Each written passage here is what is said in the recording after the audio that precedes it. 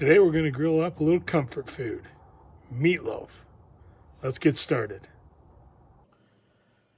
So my version of the grilled meatloaf is basically about a quarter cup of milk, a large egg, about a cup of breadcrumbs, tablespoons or so of a Worcestershire sauce, half to a whole white or yellow onion, a large garlic clove, about a pound of lean ground beef, and a pound of pork sausage, and some salt and pepper to taste. And the glaze or topping will be about a quarter cup of ketchup, a couple tablespoons of brown sugar, and a tablespoon or two of red wine.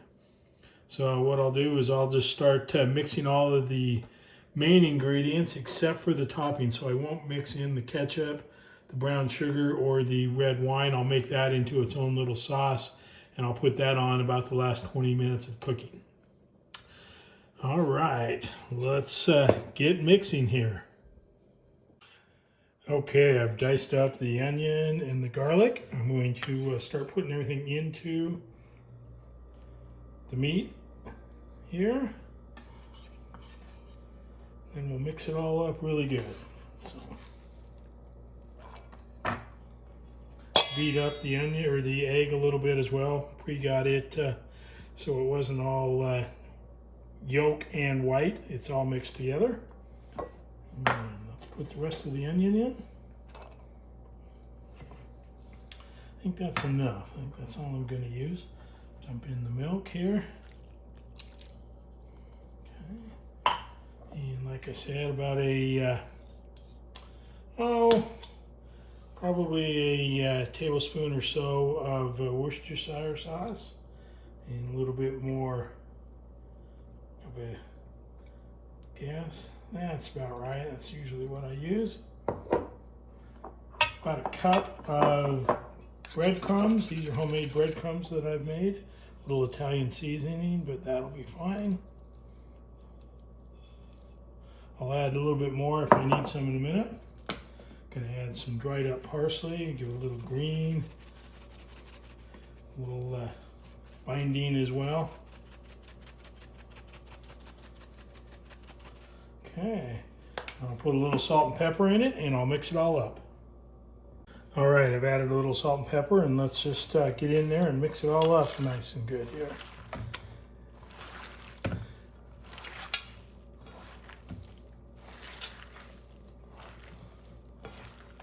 Kind of squeeze it all together first.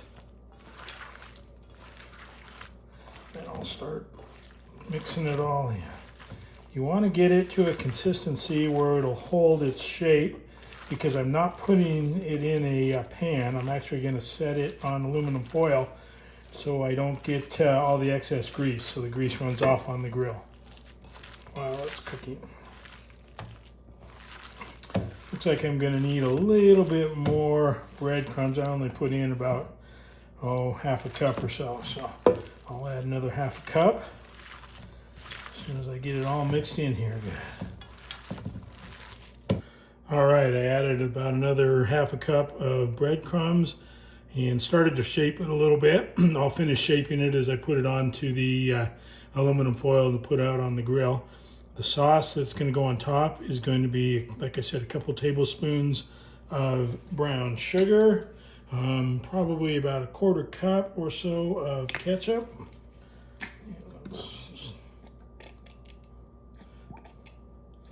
That looks about right. And then just a tablespoon or two of, usually it calls for red wine vinegar or something like that. If I have real wine, that's what I always go with. Alcohol is always the best option. All right, we'll just mix this up nice and good. Smells really good. And like I said, this will just go on top. I'm gonna let that set up for half an hour before I cook it. And there we go. All right, as you can see, I've formed it into kind of a nice loaf. Put it on two sheets of heavy-duty aluminum foil. I'll take that off of obviously the plastic tray, set it onto the grill over indirect heat, medium-high direct heat, probably 4 100, 450 temperature. off to the side, let it go indirect, and we'll cook it for probably about 45 minutes to possibly an hour. It's kind of a thick and big one. We may take a temp reading halfway through to check the temperature. All right, I've set the grill to 435 degrees. As you can see, it's a bit cold out here today, so it'll probably take a good 15 minutes to heat up. We're going to be using some lumberjack char hickory pellets. I've recently started using those, and I'm really enjoying them. Get a little bit of a charcoal flavor, as well as then the smoke. All right, you gotta love this thing. It actually only took about 10 minutes to come to 435. So as you can see, I've placed the loaf over on the left side here. It's a little cooler. And we're gonna let this go for, like I said, about 45 minutes to an hour. About half hour in, with the last 20 minutes, we'll add the topping. All right, it's coming right along. It's been on about 30 minutes. I think we're gonna go another probably 30. So in about 10 minutes, I will go ahead and put some topping on it. All right, it's been on about 45 minutes or so. It's getting really close to temperature. I'm going to go ahead and put the sauce on. That'll help brown it up as well.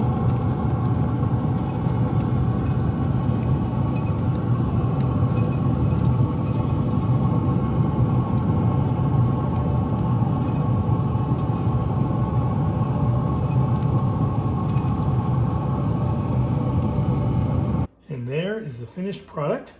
Took about 55 minutes, and looks and smells wonderful. Bon appetit until next week.